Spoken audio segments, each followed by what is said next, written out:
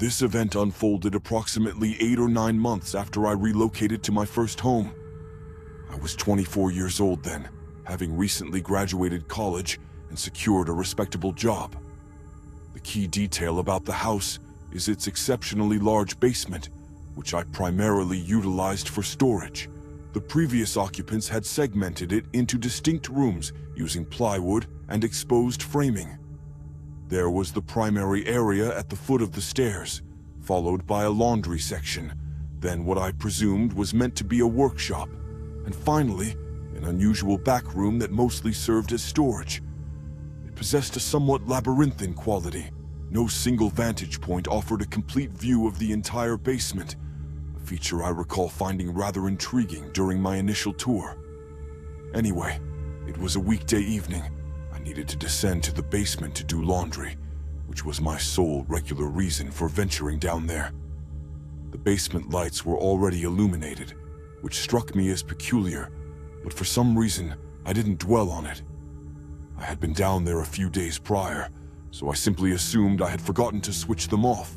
Even with the lights on, the space remained dim, as I hadn't bothered to replace the old, yellow, incandescent bulbs that were there when I moved in. As I began my descent, events escalated so rapidly that I couldn't react in time. I reached the bottom step and started walking towards the laundry area when I caught sight of movement in my peripheral vision.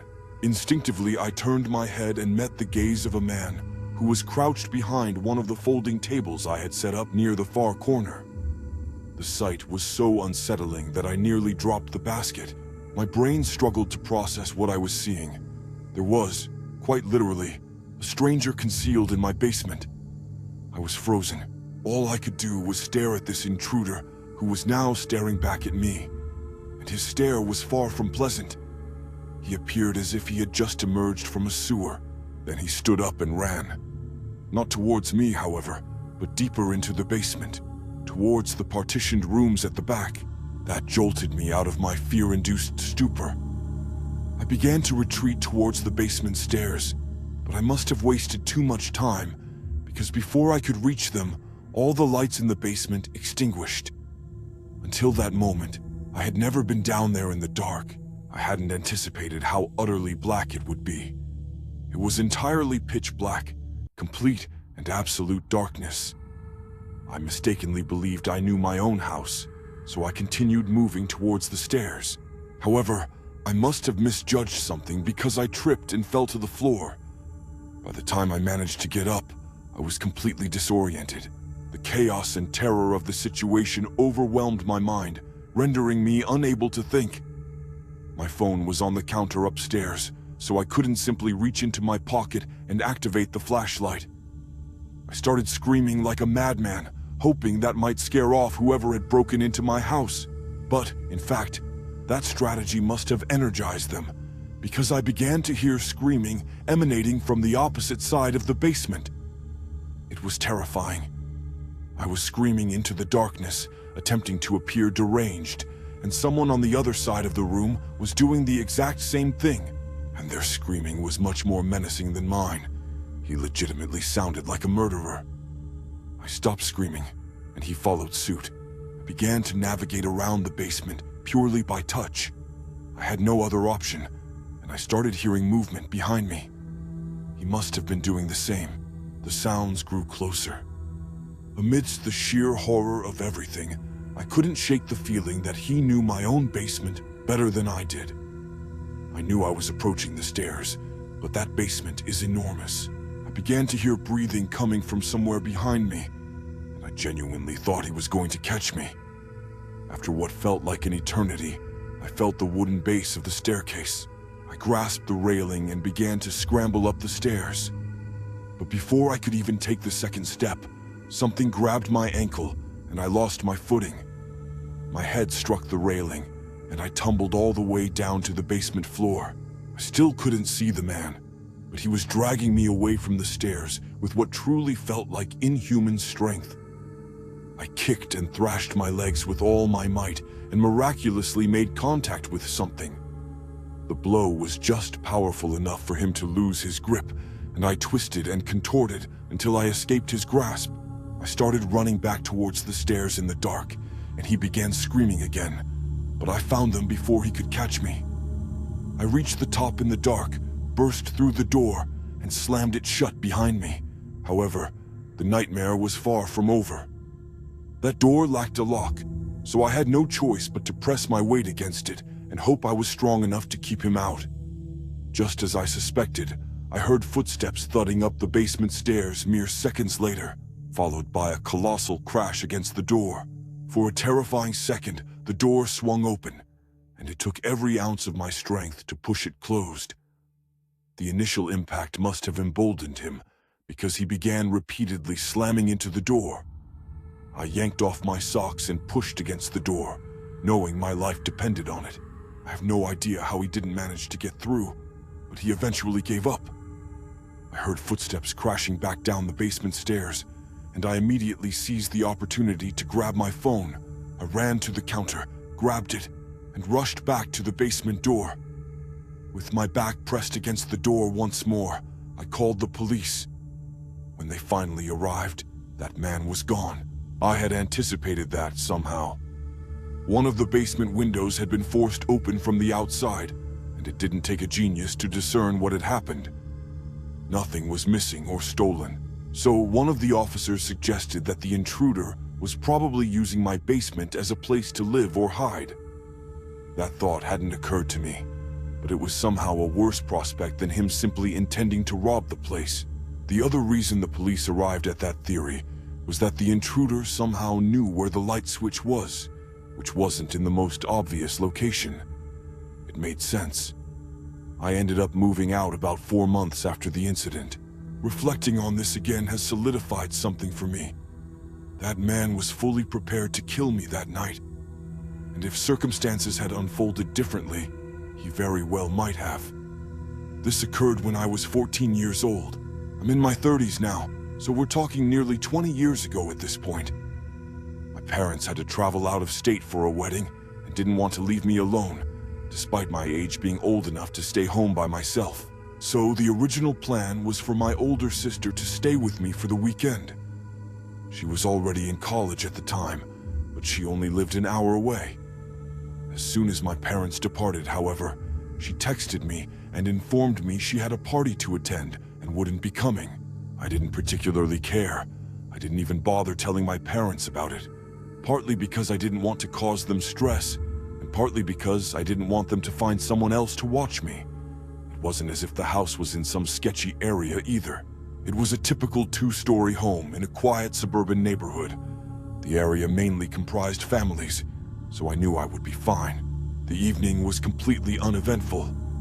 I played Halo for about 6 hours, something I ordinarily would never get to do. It wasn't until just after midnight that things started to get weird. I was still lounging on the couch when I heard a faint tapping sound. The sound originated from somewhere in the backyard, and I immediately assumed it was something striking the siding of the house. That's honestly what it sounded like, so I wasn't overly concerned. A few minutes later, however, I heard it again. The sound was nearly identical, which led me to believe it was a tree branch hitting the same spot on the house. But then the tapping migrated, as if whatever was making it was moving along the side of the house. That's when I knew something was wrong.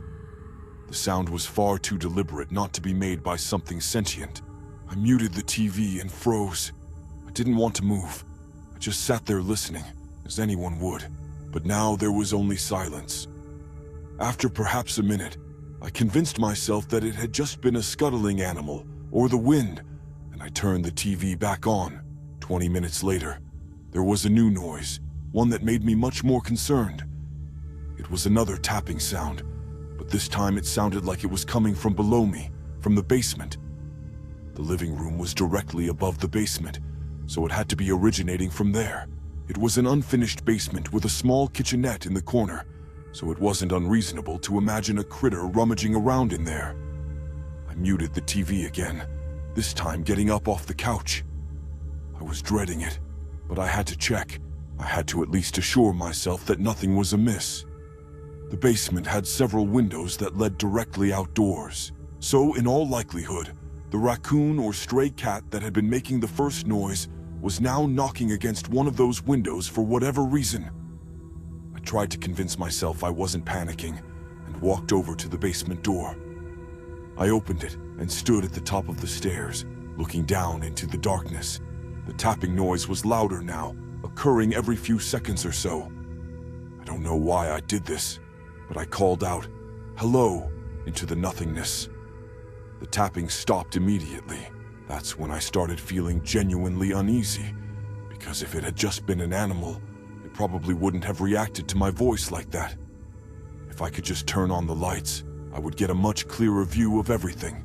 But the light switch was at the bottom of the stairs, and there was a 0% chance I was going down there.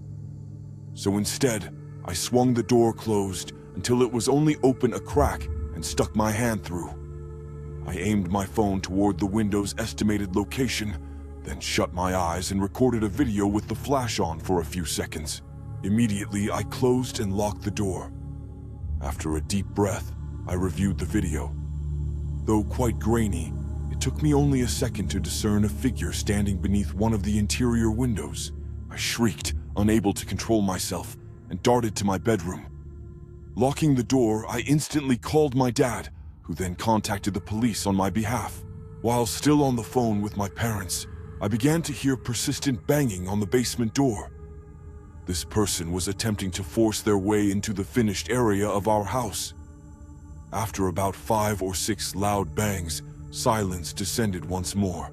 Then, the police arrived. They searched the basement, but the individual had already escaped through the window. The officers were kind enough to search our yard as well, but the intruder was long gone. Several items were missing from the basement. As I mentioned, it wasn't a fully furnished space, but my parents certainly hadn't left it bare. Can't recall every stolen item, but by far the most alarming discovery was made when the police inspected the kitchenette. The largest knife from the rack was gone. The thought was terrifying. Without the video on my phone, I doubt the police would have treated the situation with such gravity. Yet, predictably, nothing ever came of it.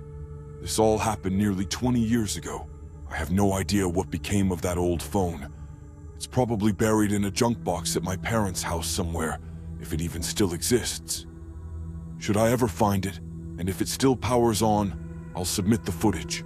This incident occurred 4 years ago, when I was 16. I grew up in a large suburban house that my parents purchased before my birth. It's one of those places that appears ordinary from the outside, but reveals numerous peculiar traits once you step inside. Its most notable eccentricity is the basement. It's easily the most expansive room in the house. My parents finished it years ago, transforming it into a relaxed gathering spot with a sectional sofa, a decent TV, and a couple of storage rooms at the rear. One might expect such a space to see frequent use, but my parents prefer the upstairs living room. Consequently, the basement is essentially mine. Another crucial detail is my cat. His name is Rocky, and he's one of those annoyingly affectionate felines constantly craving attention. Because of this, my parents put him in the basement every night before bed to prevent him from disturbing them. Now this is where things get a bit unsettling, and I'll be completely upfront about it, as there's no point in feigning ignorance. The basement features an interior door that connects directly to the garage. It's ostensibly a convenience for unloading groceries or the like, but for me, it served as a convenient entry point for sneaking people in. Anyway, this all unfolded on a Friday night. I distinctly recall the day because I had invited Malene over, which I wouldn't have done on a school night. I also remember assuming Rocky was already downstairs. It wasn't a conscious thought, more an implicit assumption. It was past the time my parents usually put him down there, so I figured he was asleep somewhere in the back. As usual, that's why I didn't panic when I heard a noise from one of the storage rooms. It was a faint rustling sound, like something shifting within boxes. To be entirely honest, I felt justified in remaining calm, because it sounded precisely like something an energetic cat would make. Malene understandably tensed up a little, but I reassured her it was just my cat. We then resumed pretending to watch whatever was on TV, But the noises persisted, not continuously, but every few minutes there was another rustle or a soft thud. Each time, Malene would cast a worried glance my way, and I'd have to promise her he was merely a very active cat who enjoyed climbing things, which was true. He did like to climb. I remained completely calm until I heard scratching emanating from the door at the top of the basement stairs, the door leading to the main part of the house. I instantly recognized the sound. It was Rocky scratching at the door to get into the basement, meaning he wasn't already down there with us, which also meant that whatever noises I'd been hearing for the past half hour were not him. I didn't speak immediately, partly because I didn't want to frighten Malene, and partly because I questioned what I was hearing. But before I could react, Malene, still seated beside me, began screaming as if she were being attacked. I whipped my head around and realized she was pointing behind me, toward the back of the basement. I turned my head a little further and literally froze in terror. A foam football was rolling across the floor, clearly having just been thrown from the storage room. Someone was in there. I didn't see anyone. The back of the basement was too dark, but there was no other explanation. Someone was back there. Someone had been back there the entire time. Without a second thought, I grabbed Malene's arm and practically dragged her up the stairs. The moment we reached the top, I slammed the door shut behind us, careful not to let Rocky down there. Things became incredibly chaotic after that. Malene was crying, which was the first problem, but I was also shaking. Until that point, I hadn't realized I could feel such intense fear. My parents eventually grasped the situation and called the police, who arrived a few minutes later. I stood on the back deck, watching the garage the entire time to ensure the intruder didn't slip out that way. However, this is where things got strange. The police thoroughly searched the entire basement, including the garage, but found no one. There were also no signs of forced entry, and all the basement windows were securely locked from the inside. One of the officers speculated the intruder must have escaped through the garage before their arrival, but I know that's impossible. I was watching it the entire time. I would have seen them, but after searching the house, there was nothing more the police could do. Of course, my parents also believed the intruder had slipped away unnoticed by me, and I could tell they were displeased, especially my dad. But I don't care what they think. I am 100% certain that no one escaped through the garage. There's only one route from the garage to the outdoors, and my eyes were fixed on it the entire time. Music. My family never found a resolution to any of this, and I still have no explanation for everything that transpired. I believe every child is afraid of basements. Let's face it, they are terrifying places. Even as an adult living alone now, I sometimes feel a little uneasy going down to the basement to do laundry at night. At least I feel that way as I ascend the stairs upon leaving. But as a child, I was petrified of the basement in my family home. Ironically, all our video game consoles were down there, as it was the only other TV in the house apart from the living room and my parents' bedroom. I believe this happened when I was 9, because I recall being in elementary school, but one of my final years. On weekends, I enjoyed staying up late playing video games in the basement. One of my old favorites was Driver 2 on the PS1. For some reason, I could never beat the game, and I'd spend countless nights attempting to do so. Well, it was one of those nights I was downstairs playing. I generally didn't like staying up too late, because the moment my parents fell asleep, I'd become too scared to be in the basement. Just the thought of my mom or dad watching TV upstairs was enough to make me feel somewhat safe, knowing they were just a quick run up the stairs away. Similar to my current house today, my old family home had the laundry boiler room in the basement. That room terrified me because it was perpetually pitch black at all hours of the day due to having absolutely no windows. Also, strange sounds always emanated from in there, as might be expected, I suppose, since it's a boiler room. There were definitely a handful of times when I paused my game to listen, thinking I heard an unusual sound from inside, even with the door closed. On this particular night, I did indeed hear an unusual sound, and it began with the creaking open of the laundry room door. This, obviously, was enough to make me stop my game and frighten me. There was an uncomfortable silence in the basement for a second, followed by what I can only describe as the sound of a woman moaning or groaning in an almost ghost-like way. Yet it sounded like my mom's voice. In fact, I knew it was. I started laughing, and I'm sure I said something like, "Nice try, Mom," assuming she was trying to scare me. Which, a side note, looking back, even as a kid, I should have realized something was wrong, considering my mom has never been a silly person who would pull this kind of prank. But I walked over to the laundry room with a little more confidence now. As I stood in front of the open doorway leading into the darkness, the groans had ceased. I looked directly into the pitch-black room ahead. As I inched closer, the outline of a person standing in there became visible. "Mom," I said, now with less assurance. When I got just close enough, I judged that it was not my mom. I started screaming as I ran up the stairs to the living room, and my horrific judgment was correct. There was my mom in the living room with my dad. At this point, they were both already standing, responding to my screams. I yelled, "There's a woman in the laundry room."